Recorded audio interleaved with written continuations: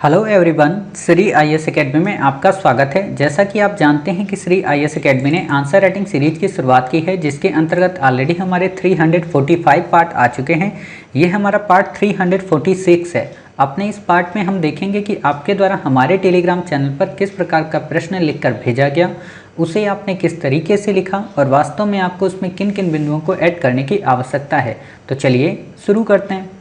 जैसा कि आप देख रहे हैं, ये प्रश्न आपके द्वारा हमारे टेलीग्राम चैनल पर लिखकर भेजा गया है। तो सबसे पहले हम आपके इस प्रश्न को पढ़ेंगे, आपके उत्तर को पढ़ेंगे और देखेंगे कि वास्तव में इसे आपने कैसे लिखा है और इसमें किन किन बिंदुओं को ऐड करने की आवश्यकता है। आपका प्रश्न, सांप्रदायिकता भारत के राष्ट्रीय एकीकरण की दिशा में सबसे बड़ी बाधा है, कथन की विवेचना करें। आपने उत्तर लिखा है, सांप्रदायिकता से तात्पर्य उस संकीर्ण मनोवृत्ति से है जो धर्म और संप्रदाय के नाम पर पूरे समाज और राष्ट्र के व्यापक हितों के विरुद्ध व्यक्ति केवल अपने धर्म और स्वार्थ की संरक्षण और महत्व देती है। इसको थोड़ा और अच्छे से लिखना, अभी चले बताएंगे अब लास्ट में।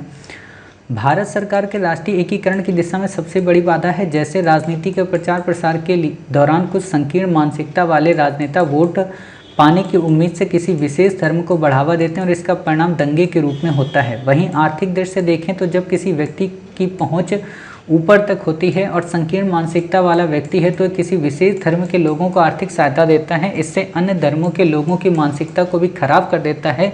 इससे आसपास के साथ रहने वाले विभिन्न धर्मों के बीच मनमुटाव होता है और आगे चलकर इसका असर देश के राष्ट्रीयकरण पर पड़ता है। अर्थात उपरोक्त घटना का परिणाम हमें हमारी आज़ादी में देखने को मिला। जैसे 1857 की क्रांति में हिंदू मुस्लिम एक होकर लड़े थे, तब अंग्रेजों ने फूट डालो राज करो की नीति के तहत हिंदू मुस्लिम को इस कदर भड़काया कि वर्ष 1906 में मुस्लिम लीग नहीं, लीग बड़ी की मात्रा मुस्लिम लीग की स्थापना हुई और इस मुस्लिम लीग में बड़ी की मात्रा लीग में अंग्रेजों ने इतना डर भर दिया कि वर्ष 1947 में भारत को दो टुकड़ों में, है ना, टुकड़ों में छोटी ऊ की मात्रा, बड़ी ऊ की नहीं, टुकड़ों में बांटकर भारत और पाकिस्तान का निर्माण हुआ। वर्ष 1984 में सिख दंगे के कारण कितने सिखों की मौत के घाट उतार दिए इत्यादि। अर्थात उपरोक्त सांप्रदायिकता की दर्दनाक स्थिति को देखते हुए भारत सरकार द्वारा निम्न कदम उठाए हैं। पर्यटन को बढ़ावा देने के लिए देश के प्रधानमंत्री जनता से अपील की कि अपने देश के विभिन्न भागों को घूमना चाहिए, ताकि देश के विभिन्न भागों के लोगों को जानने का मौका मिलेगा, उन्हें रोजगार मिलेगा, आपसी भाईचारा को भी बढ़ावा मिलेगी नहीं। विभिन्न तरह के सांस्कृतिक कार्य किए जाते हैं ताकि सभी धर्म अपने अपने धर्म की अच्छाइयों को तथा संस्कृति को उच्च स्तर तक पहुँचा पाएँ। देखो अपना देश स्कीम लागू किए गए हृदय योजना आदि। निष्कर्षतः सांप्रदायिकता को खत्म करने के लिए बच्चों को बेहतर प्राथमिक शिक्षा देनी चाहिए तथा प्रारंभ से सभी धर्मों के प्रति आदर सद्भाव सिखाना चाहिए और बच्चों में तकनीक युक्त गुणवत्तापूर्ण शिक्षा को बढ़ावा दिया जाना चाहिए ताकि वे बेरोजगार ना हो। और बच्चों को बेरोजगारी की बात अभी से कहाँ से आप लिखेंगे, जब वे किसी न किसी काम में लगे रहेंगे तो उनके दिमाग में नए नए आइडिया आएंगे और उन्हें दंगे के लिए कोई भड़का नहीं पाएंगे।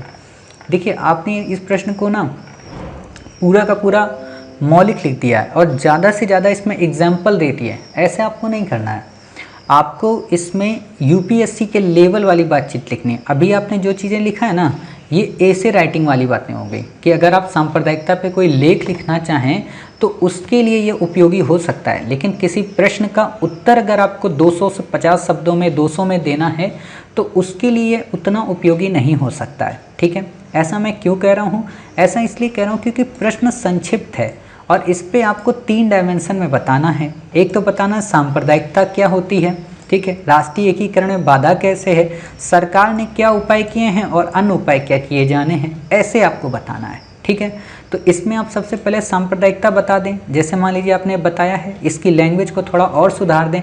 आप ऐसे बता सकते हैं कि सांप्रदायिकता से आशय उस संकीर्ण मनोवृत्ति से है जो धर्म और संप्रदाय के नाम पर पूरे समाज और राष्ट्र के व्यापक हितों के विरुद्ध व्यक्ति को न केवल, आप इसमें थोड़ा और अच्छे से लिखिए, मतलब आपके वाले से बन नहीं रहा, मुझे अपना ही वाला ही बताना पड़ेगा कि आप ऐसे लिख सकते हैं, सांप्रदायिकता से तात्पर्य उस संकीर्ण मनोवृत्ति से है जो धर्म और संप्रदाय के नाम पर किसी समाज को और समाज के किसी वर्ग को एक तरीके से हतोत्साहित करने की कोशिश करती है या उसके विरुद्ध अनेकों प्रकार के आरोप लगाती है या यहाँ पे ये भी नहीं बनना है, आप इसको थोड़ा ऐसे लिख सकती हैं, आप ही का लिखना चाह रहा हूँ ना, ताकि वर्ड बदले ना, क्योंकि फिर आप कहोगे कि नहीं मौलिक नहीं है। हालांकि हमने आपको परिभाषा दे रखी है, आपको वो वाली यूज करनी थी कि सांप्रदायिकता से आशय उस संकीर्ण मनोवृत्ति से है जो धर्म और संप्रदाय के नाम पर किसी विशेष वर्ग को संरक्षण देता है तो वहीं दूसरे वर्ग को प्रभावित करता है। यह वास्तव में एक तरीके की व्यापक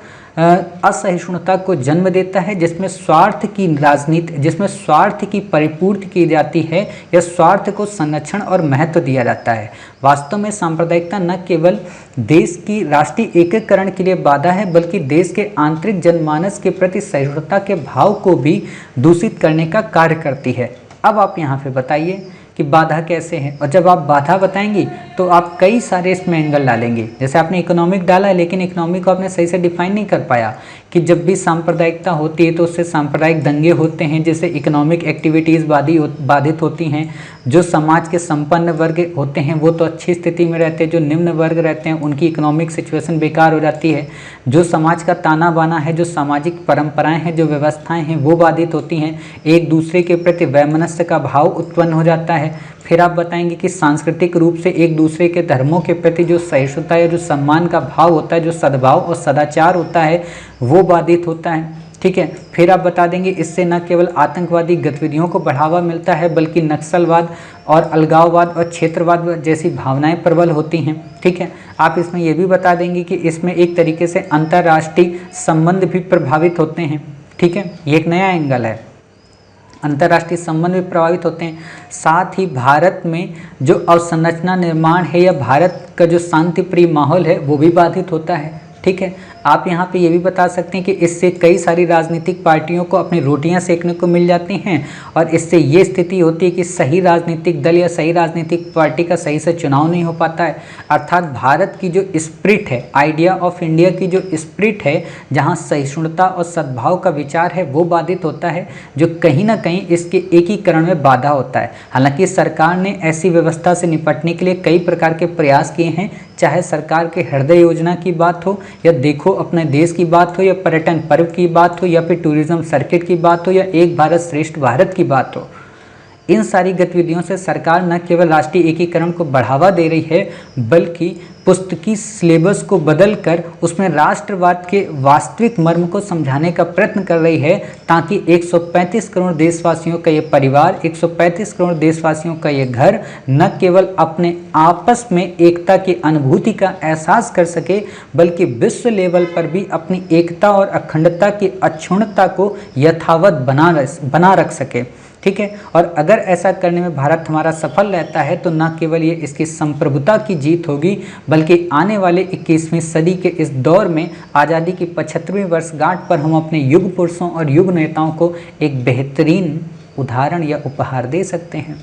ऐसा भी आप लिख सकती हैं। देखिए होता क्या ना कि जब हम आप लोगों की भाषा को टच करते हैं ना तो बहुत सारे टुकड़े होते हैं उसमें, तो उन तथ्यों को जब यूज करेंगे तो दिक्कत आने लगती है। इसीलिए हम हमेशा आप लोगों को एक फ्रेम देते हैं और आपको हमने जो फ्रेम दिया है आप उस फ्रेम को देखिए, देखा करिए। मैं आप लोगों से हाथ जोड़ के रिक्वेस्ट कर रहा हूँ कि आप उस फ्रेम को देखा करिए, जबकि मुझे हाथ नहीं जोड़ना चाहिए क्योंकि मेरा यहाँ पे कुछ नहीं जा रहा, नुकसान आपका होता है।